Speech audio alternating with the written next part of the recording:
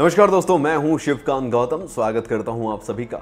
उत्तर Korea के तानाशाह Kim Jong Un अपनी क्रूरता और सनक के लिए दुनिया भर में मशहूर हैं। नॉर्थ कोरिया में सनक का ऐसा साम्राज्य है जो ना सिर्फ अपने मुल्क की जनता पर अत्याचार करता है बल्कि समय समय पर दुनिया में भी खौफ पैदा करता रहता है। जी हाँ, नॉर्थ कोरिया दुनिया का एक ऐसा मुल्क है जो किसी अंतर्राष्ट्रीय नियम और कानून कायदों को नहीं मानता। वो हर नियम कानून अपने हिसाब से बनाता है। वो मौत की सजा देने से पहले जरा भी नहीं सोचता।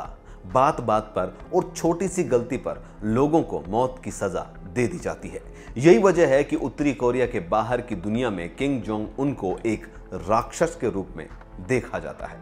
आज हम आपको इसी क्रूर और सनकी तानाशाह की पूरी कहानी सुनाते हैं।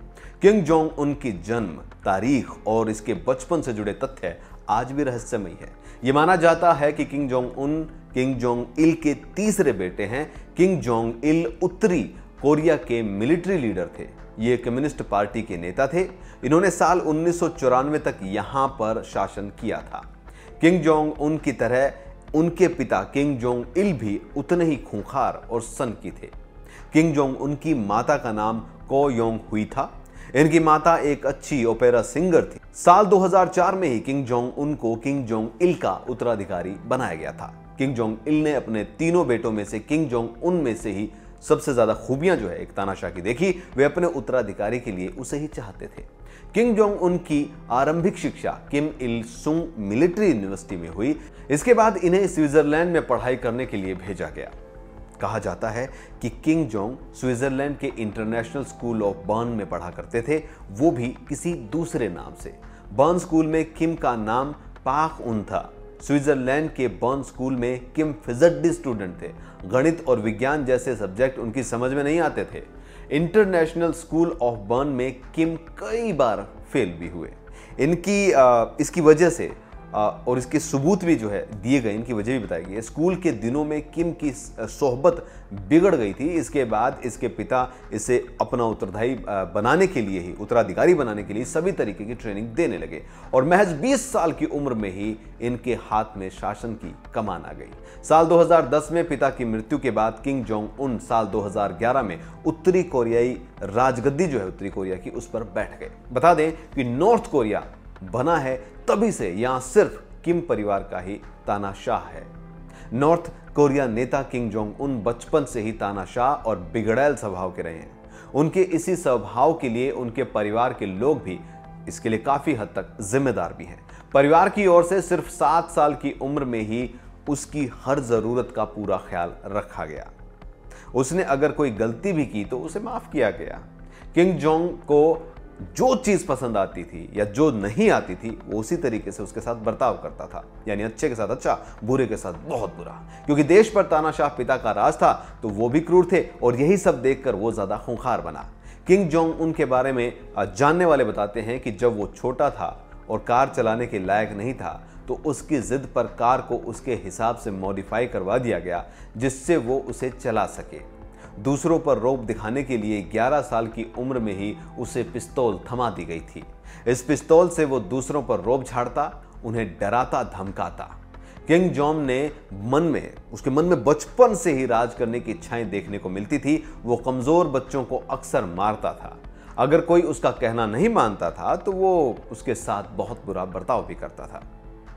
उसे दूसरों लोगों के साथ अच्छा व्यवहार करने की सीख ही नहीं दी गई, जिसकी वजह से उसका मन बड़ा होने के बाद इसी तरीके से वो खूंखार तानाशाह बना। किम जोंग उनके पिता के मरने के बाद जब सत्ता में वो आया तो उस समय देश की हालत बहुत खराब थी। इन्होंने आते ही कई बड़े फैसले ले डाले। उत्तरी कोरिया की मिलिट्री के कई सीनियर ऑफिसर्स को बर्खास्त करना उन्होंने शुरू कर दिया। ये सभी ऑफिसर इनके पिता के शासनकाल में उत्तरी कोरियाई मिलिट्री में शामिल हुए थे। साल 2013 के दिसंबर के महीने में इनके चाचा जेंग की सरकार के बदलने के लिए साजिश रचने के जुर्म में गिरफ्तार करके हत्या कर दी गई थी। इस साजिश में ऐसा माना जाता है कि जोंग का परिवार भी शामिल था। वहीं साल 2013 में अपने ही फूफा को बेरहमी से उसने मरवा दिया था। किम जोंग उन ने अपने फूफा को भूखे शिकारी कुत्तों के सामने डलवा दिया। 120 शिकारी कुत्तों ने किम के फूफा जोंग सेन को नोच नोच कर खा डाला। बताया जाता है कि इससे पहले उत्तर कोरिया में ऐसी खौफनाक सजा कभी किसी को नहीं दी गई थी। जिस फूफा को सन की तानाशाह ने मरवा दिया, उसी ने इसे सियासत की बारीकियां सिखाई थी। लेकिन किंग जोंग को लगने लगा था कि फूफा का कद उससे बड़ा हो रहा है, इसीलिए उन्हें कुत्तों के सामने उसको फेंकवा दिया गया। किंग जोंग अपने देश में टीवी पर पाबंदियां उन्होंने पहले लगा रखी है। वहां के लोगों को केवल वही चीजें देखने को मिलती है जो किंग जोंग अपने देश के नागरिकों को दिखाना चाहता है। अगर कोई इंसान इसका विरोध करता है तो उसकी जान भी जा सकती है। किंग जोंग के अपने देश में बालों को कटवाने के लिए प्रतिबंध लगा रखा है। यहां पर केवल 28 तरीके के हेयर स्टाइल ही लागू किए जाते हैं। इनमें से 10 आदमियों के लिए हैं और 18 महिलाओं के लिए, यानी कि आदमियों को सिर्फ 10 हेयर स्टाइल रखने हैं। मतलब ये कि व्यक्ति अपने बाल भी अपनी मर्जी से नहीं बल्कि तानाशाह किंग जोंग उनके चुने हुए हेयर स्टाइल में से एक स्टाइल से कर सकता है। तानाशाह ने अपने देश में जीन्स पहनने पर रोक लगा रखी है। जी हाँ, जीन्स से वो डरता है। जीन्स इस समय लगभग सभी देशों का पहनावा है, लेकिन पश्चिमी सभ्यता का एक अंश होने की वजह से उत्तरी कोरिया के इस जल्लाद शासक ने अपने देश में इसे पहनने से प्रतिबंधित कर रखा है। वहीं महिलाएं जीन्स नहीं पहन सकती। उत्तरी कोरिया का कोई भी व्यक्ति देश के बाहर नहीं जा सकता, ना रह सकता है। जिस तरह कई इंडियंस जॉब, पढ़ाई, फैमिली के साथ विदेशों में जाकर बस गए हैं और हमेशा के लिए वहां के हो गए हैं, तानाशाह यानी उत्तरी कोरिया के जो नागरिक हैं वो ऐसा कभी नहीं कर सकते हैं। उत्तरी कोरिया के लोग अपने देश से बाहर नहीं रह सकते क्योंकि वे वहां के तानाशाह का फरमान सुनते हैं और उन्हीं के अकॉर्डिंग उन्हें रहना पड़ता है। उत्तर कोरिया में इंटरनेट के लिए केवल एक ही कंपनी है। वहां की तानाशाह ने वहां की इंटरनेट सेवा पर भी अपना काफी कंट्रोल कर रखा और चुनिंदा लोगों को ही ये इंटरनेट की सेवा मिलती है। उत्तर कोरिया के राजधानी में किसी भी नागरिक को रहने के लिए वहां के सरकार से इजाजत लेनी पड़ती है।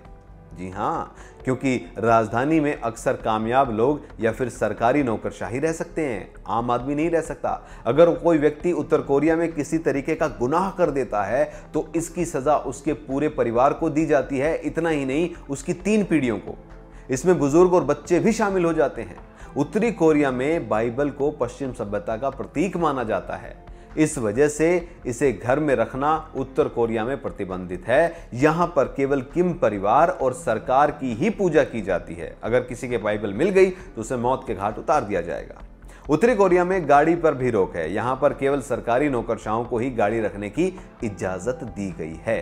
रिपोर्ट्स की माने तो पिछले 50 साल में नॉर्थ कोरिया की जेलों में हजारों कैदी मारे गए हैं। वहां कैदियों को भूखा रखा जाता है, टॉर्चर किया जाता है, रेप भी होता है। महिला कैदियों का जबरन ऑपरेशन भी कर दिया जाता है।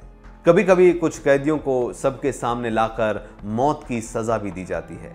इस तरह से ये कई जो फैसले हैं किंग जोंग उनकी सनक और बेरहम तानाशाही की गवाही देते हैं। किंग जोंग उन का संदिग्ध रूप से हथियार परीक्षण भी है। हथियार भी कई तरीके के न्यूक्लियर हथियार जो है वो परीक्षण करते रहते हैं। कई न्यूक्लियर बॉम्ब का परीक्षण उन्होंने किया है।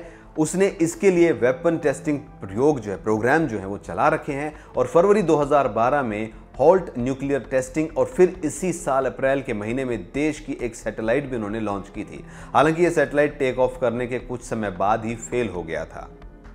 इसी साल दिसंबर के महीने में अगर हम बात करें तो देश के सरकार ने एक लंबे रॉकेट की सहायता से सैटेलाइट लॉन्च की और यह सफल भी रहा।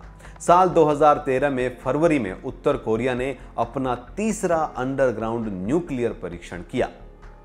उत्तरी कोरिया के इस परीक्षण की पूरी दुनिया में निंदा हुई। उत्तरी कोरिया के इस काम पर संयुक्त राष्ट्र अमेरिका, रूस, जापान और चाइना ने काफी आपत्ति जताई। ध्यान देने वाली बात यह है कि उत्तरी कोरिया और अमेरिका के बीच विवाद बहुत पुराना है जो कि अब तक चला आ रहा है। जी हां, साल 2016 के दौरान किंग जोंग ने अपना 5वां अंडरग्राउंड न्यूक्लियर टेस्ट को अंजाम दे दिया। पिछली बार के न्यूक्लियर टेस्ट के दौरान कड़ी आपत्ति के बावजूद भी इस परीक्षण पर दुनिया ने एक बार फिर से कड़ा रुख अपनाया। इस पर उत्तरी कोरिया को पूरी तरीके से कट ऑफ करने की भी बातें हुई हैं। किम जोंग उन ने इस तरीके के परीक्षण पर दक्षिणी कोरिया ने अपने देश की सुरक्षा की चिंता जो है वो बताई है। किंग जोंग उन तानाशाही रवैये से अमेरिका भी परेशान है। उनके इस रवैये से किंग जोंग उन के लगातार परमाणु बम के परीक्षण से अमेरिका को परेशानी होती है। फरवरी 2017 को उत्तरी कोरिया ने एक और लॉन्ग रेंज ब्लास्टिक मिसाइल जो है उसका परीक्षण किया था। इस मिसाइल की सुपरवाइजिंग यानी कि किम जोंग उन खुद सुपरवाइजिंग जो है वो खुद किम जोंग उन कर रहे थे। हाल ही में उत्तरी कोरिया ने हाइड्रोजन बम का भी परीक्षण किया है, जिसकी वजह से कई जगहों पर भूकंप भी आया था। किंग जोंग उन की पर्सनल लाइफ की अगर बात करें तो साल 2012 में एक खबर आई कि किंग जोंग उन जो है उन्होंने शादी कर ली है। इनकी पत्नी का नाम री सोल जू है। ऐसा माना जाता है कि इन दोनों की शादी साल 2009 के दौरान हुई थी। इस शादी के खुलने के बाद ही इसकी पत्नी सीधे मीडिया के सामने आई। इन दोनों के विवाह की तारीख आज तक रहस्य बनी हुई है। जी हाँ, इन दोनों का एक बच्चा भी है। King Jong Un cyber generation का एक हिस्सा भी है। इस वजह से ये अपने पिता से कहीं ज़्यादा मीडियाजेनिक स्टाइल का है। जहां एक तरफ यंग किम अपने समय में नए साल में ब्रॉडकास्टिंग प्रोग्राम में म्यूजिक कॉन्सर्ट के लिए हिस्सा लेते हैं, वहीं दूसरी तरफ अब वहीं किंग जोंग जो है मिलिट्री के साथ ज़्यादा वक्त में जो है दिखाई देते हैं। इससे पश्चिमी सभ्यता को अपनाने की कोशिश की जा रही है। इससे पता तब चला जब पहली बार पूरी अमेरिकी डेनिस रोडमैन उत्तरी कोरिया विजिट के लिए गए थे। ये साल 2013 में यहाँ पर विजिट के लिए वो आए थे। उन्होंने कहा कि किंग जोंग उन अमेरिकों के साथ अच्छे संबंध बनाने की कोशिश कर रहे हैं। उत्तरी कोरिया की आर्थिक स्थिति की अगर हम बात करें, जो देश आए सालों में एक के बाद एक न्यूक्लियर वेपन टेस्टिंग कर रहा हो और पूरी दुनिया से कटा हुआ हो, उसकी आर्थिक स्थिति कैसी होगी? मजबूत तो नहीं होगी, क्योंकि न्यूक्लियर वेपन्स टेस्टिंग की अगर हम बात करें तो ये बहुत खर्चीला होता है। ध्यान देने वाली बात यह भी है कि साल 1990 के दौरान देश की आर्थिक स्थिति बहुत ही बुरी थी और यहाँ पर अकाल की स्थिति हो गई थी। इस देश में, जी हाँ, इस देश में एक कंस्ट्रक्शन कैंप भी है जहां पर हजारों कैदियों को प्रताड़ित करने के लिए रखा जाता है। किम ने सत्ता में आने के बाद इस देश की शिक्षा, खेती, आर्थिक स्थिति को बेहतर करने का काम किया है। इस समय अगर हम बात करें तो दक्षिण कोरिया में से रिपोर्ट दी गई है कि इसके उत्तरी क्षेत्र के बॉर्डर पर कई ह्यूमन राइट विरोधी प्रतिक्रियाएं होती रहती हैं। हालांकि ये आरोप अमेरिका भी इस देश पर लगा चुका है। किम की धमकियों का भी बहुत ज़्यादा जो है चर्चा में चीज़ें रही हैं। किम की धमकियों के चलते ही होगा तृतीय विश्व युद्ध, ये भी बातें सामने आ रही। उत्तर कोरिया में लगातार हरकतों से तीसरे विश्व युद्ध के आगमन का एक संकेत मिलता रहता है। इस देश के तानाशाह किंग जोंग उन ने तत्कालीन समय के जो उनके जापान है या अमेरिका है, उनको धमकियां उसने दे रखी है। इस धमकी का विश्व स्तरीय व्यापार पर भी काफ़ी असर पड़ा है।